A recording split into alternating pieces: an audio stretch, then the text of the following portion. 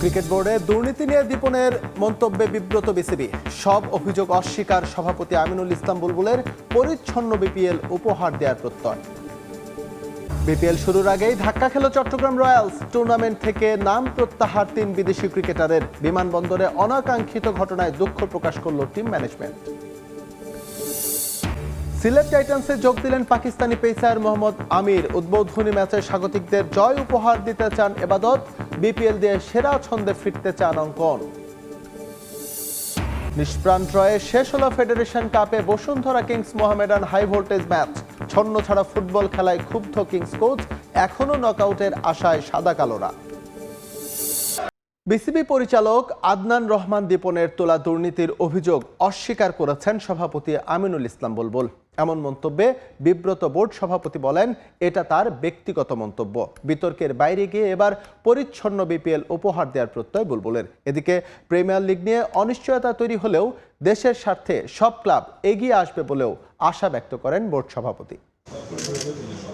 গেল 15 বছরে অজস্র বিতর্কের জন্ম দিয়েছে নাজমুল হাসান পাপনের বিসিবি। পট পরিবর্তন হতেই বেরিয়ে এসেছে থলের বিড়াল। বিতর্ক পেছনে ফেলে নতুন করে যখন সবকিছু শুরু করার চেষ্টায় আমিনুল ইসলাম বুলবুলের বোর্ড, তখন বিনা মেঘে বজ্রপাতের মতোই পরিস্থিতি তৈরি করে আদনান রহমান দীপনের অভিযোগ।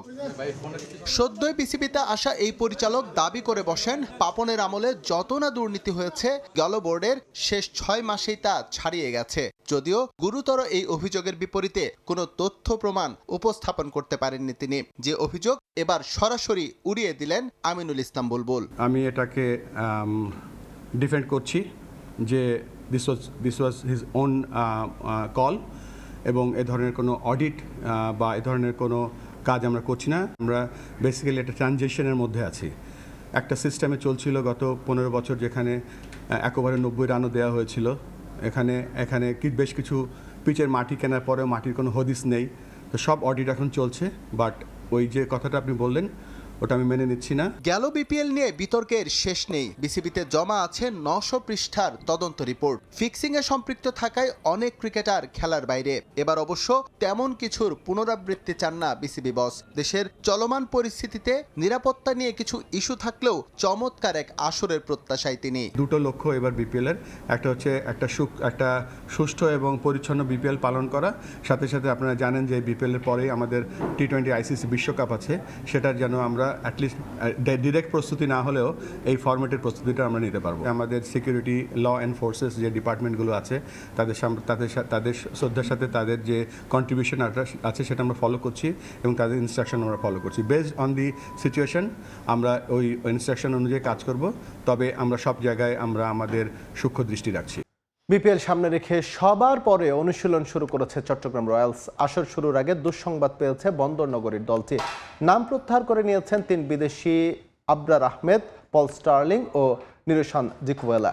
তবে দ্রুতই তাদের বিকল্প ক্রিকেটার দলে নেওয়ার কথা জানিয়েছেন ব্যাটিং কোচ তুষার ইমরান। এদিকে সিলেট বিমানবন্দরে গতকাল রাতের অনাকাঙ্ক্ষিত ঘটনায় দুঃখ প্রকাশ করেছে চট্টগ্রামের টিম ম্যানেজমেন্ট। বোলিং ডিপার্টমেন্ট শক্তিশালী হলেও ব্যাটিং ইউনিটে ঘাটতি রয়েছে তাদের।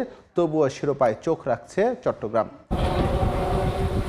4 রাজ্যে অনুশীলনে চট্টগ্রাম রয়্যালস। সবার পরে অনুশীলন শুরু করেছে বন্দরনগরীর দলটি। শুরুতে ওয়ার্ম আপ, এরপর বোলিং, ব্যাটিং ও ফিল্ডিং 3 বিভাগেই পুরো মনোযোগ দিয়েছে তুষার ইমরানের দল। তবে প্রথম দিনে অনুশীলনে ছিল না ফ্র্যাঞ্চাইজিটির বিদেশি ক্রিকেটাররা। অনুশীলনে দীর্ঘ সময় ব্যাট হাতে ঝালিয়ে নেন দলের অভিজ্ঞ ও তরুণ ব্যাটাররা। শেখ মেহেদী ও শরীফুলরা ছিলেন ফুরফুরে মেজাজে। বোলাররা নিজেদের ঘাটতির জায়গাগুলো নিয়ে কাজ করেছেন কোচের অধীনে। তবে আসর শুরুর আগেই নতুন করে বিপাকে চট্টগ্রাম। সিলেটে পৌঁছে 3 বিদেশির নাম প্রত্যাহারের খবর পেয়েছে তারা। এ খেলায় পাকিস্তানের লেগ স্পিনার আবরার আহমেদ ছাড়াও আছেন আয়ারল্যান্ডের পল স্টার্লিং ও শ্রীলঙ্কার নিরোশান ডিকুয়েলা। নিজ দেশের ক্রিকেট বোর্ডের কাছ থেকে ছাড়পত্র না পাওয়ায় নাম সরিয়ে নিয়েছেন 2 জন। অন্যদিকে বিশ্বকাপের দলের পরিকল্পনায় থাকায় আবরারের এনওসি স্থগিত করেছে পাকিস্তান। তবে দ্রুতই বিকল্প ক্রিকেটারের নাম জানাবে ফ্র্যাঞ্চাইজিটি। বাইরের ফরেন প্লেয়ারদের সাথে কথাবার্তা চলতেছে স্টিল। হোপফুলি হয়তোবা তারা কালকে, আমাদের মনে হয় যে চলে আসতে পারবে, কাল পরশুর ভিতরে টিমের সাথে জয়েন করবে। এদিকে তরুণ এবং সিনিয়রদের নিয়ে ভারসাম্যপূর্ণ দল হয়েছে নোয়াখালী। মাঠে সবাই পারফর্ম করতে পারলে ভালো কিছু পাওয়া সম্ভব, এমনটাই জানিয়েছেন নোয়াখালী এক্সপ্রেসের ব্যাটার মাহিদুল ইসলাম অঙ্কন। ইমার্জিং সফরের ব্যর্থতা ভুলে ব্যক্তিগতভাবে ফিরতে চান নিজের সেরা ছন্দে। টি-20 দলের সুযোগ পাওয়া নিয়ে খুব বেশি ভাবছেন না অঙ্কন। সুযোগ পেলে দলের হয়ে খেলতে চান ম্যাচ জেতানো ইনিংস। প্রথম আসর হলেও নোয়াখালী ফ্র্যাঞ্চাইজি অনেকটাই গোছালো। সিলেট থেকে আসর শুরু হলেও ঢাকায় টানা 2 দিন করল অনুশীলন সেশন। ক্রিকেটার্স একাডেমিতে চায়ের দেশে যাওয়ার আগে ঝালিয়ে নিয়েছেন ক্রিকেটাররা। জাকের হাসান, সৌম্য, অঙ্কনদের নিয়ে ভারসাম্যপূর্ণ দল নোয়াখালী। পাশাপাশি সোহান, মুশফিক হাসানের মতো তরুণ ক্রিকেটাররাও মুখিয়ে আছেন নজর কাটতে। নবী, চার্লস, অটলদের মতো পরীক্ষিত বিদেশি ক্রিকেটারও আছে দলে। নোয়াখালীর কম্বিনেশনে সন্তুষ্ট অঙ্কন। আমাদের টিম হিসাবে আমার কাছে মনে হয় যে আমরা খুবই ব্যালেন্সড, বাট আমার কাছে ওটাও ইম্পর্টেন্ট যে স্টার্টটা অনেক ইম্পর্টেন্ট, যাতে আমরা ভালোভাবে স্টার্ট করতে পারি। কে কেমনভাবে প্রেশার হ্যান্ডেল করতে পারে, কে কেমনভাবে ম্যাচ জিততে পারে ওটা বেশি ইম্পর্টেন্ট। আর রেজাল্ট নিয়ে অতটা না চিন্তা করা, কারণ চ্যাম্পিয়নশিপ অনেক দূরে, কতটা ভালো ক্রিকেট খেলতে পারি সেটাই। রাতে বাংলাদেশে পা রেখে সকালে সিলেট টাইটান্সের অনুশীলনে হাজির পাকিস্তানি পেসার মোহাম্মদ আমির লম্বা সময় নেটে ঝালিয়ে নিয়েছেন নিজের বোলিং। চেষ্টা করছেন দল ও দেশের আবহাওয়ার সঙ্গে মানিয়ে নিতে। দেশি বিদেশি ব্যাটিং কিংবা বোলিং দলের সব ডিপার্টমেন্ট নিয়ে আশাবাদী আরেক পেসার এবাদত হোসেন। উদ্বোধনী ম্যাচেই সিলেটবাসীকে দারুণ জয় উপহার দেওয়ার প্রত্যাশা স্বাগতিকদের। গেল 2 দিন ধরেই হোম গ্রাউন্ডে চলছে সিলেট টাইটান্সের অনুশীলন। তবে এ দিনটা ছিল বিশেষ। মধ্যমণি মোহাম্মদ আমির রাতে বাংলাদেশে পা রেখেই সকালে দলের সঙ্গে অন টাইমে হাজির অনুশীলনে। পাকিস্তানি পেসারের আশাতে লাক্কারতুরায় উত্তাপ বাড়তে শুরু করেছে বিপিএলেরও। ওয়ার্ম আপ শেষে লম্বা সময় নেটে ঝালিয়ে নেন বোলিং। আলাদা কাজ করেছেন ভেরিয়েশনগুলো নিয়েও। ব্যাটিং প্র্যাকটিসও করেছেন দীর্ঘক্ষণ। চেষ্টা এদেশের আবহাওয়ার সঙ্গে দ্রুত মানিয়ে নেয়া। আমার গোল একটাই, দলকে শিরোপা জেতানো। এখানের ওয়েদার ভালোই, তবে শুনেছি রাতে খুব ঠান্ডা পড়ে। কিন্তু যেহেতু প্রথমটা ডে ম্যাচ, তাই কোনো সমস্যা হবে না।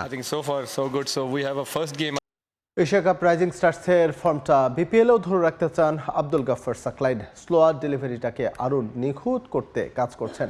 ডুয়াইন ব্রাভোকে মানেন আইডল। সুযোগ পেলে কাটার মাস্টার মোস্তাফিজের কাছ থেকে আরও পরামর্শ নিতে চান সাকলাইন। রাজশাহী ওয়ারিয়র্সের হয়ে বিপিএল শিরোপা জয়ের লক্ষ্য এই পেসারের। টেপ টেনিস ক্রিকেট থেকে আব্দুল গাফফার সাকলাইনের উঠে আসার গল্পটা এখন সবাই জানেন। ধীরে ধীরে প্রত্যাশা বাড়ছে তার উপর। সবশেষ এশিয়া কাপ রাইজিং স্টার্সে নজর কেড়েছেন। আসন্ন বিপিএলে রাজশাহী ওয়ারিয়র্সের হয়েও সেটা অব্যাহত রাখতে চান এই পেসার। টিম যেহেতু আমাকে নিচে, তো অবশ্যই চাবে বেস্ট পারফরমেন্স, তো আমি চেষ্টা করবো আমার পক্ষ থেকে সর্বোচ্চ দেওয়া। যে সিচুয়েশনে আমাকে ক্যাপ্টেন বোলিং দেয়, তো আমি চেষ্টা করি আমার বেস্ট বোলিং করার। বিপিএল সামনে রেখে সব দলগুলো অনুশীলন শুরু করেছে। সবারই ভালো খেলার আশা এবং শিরোপা জয় করতে চান প্রত্যেকটি দলই।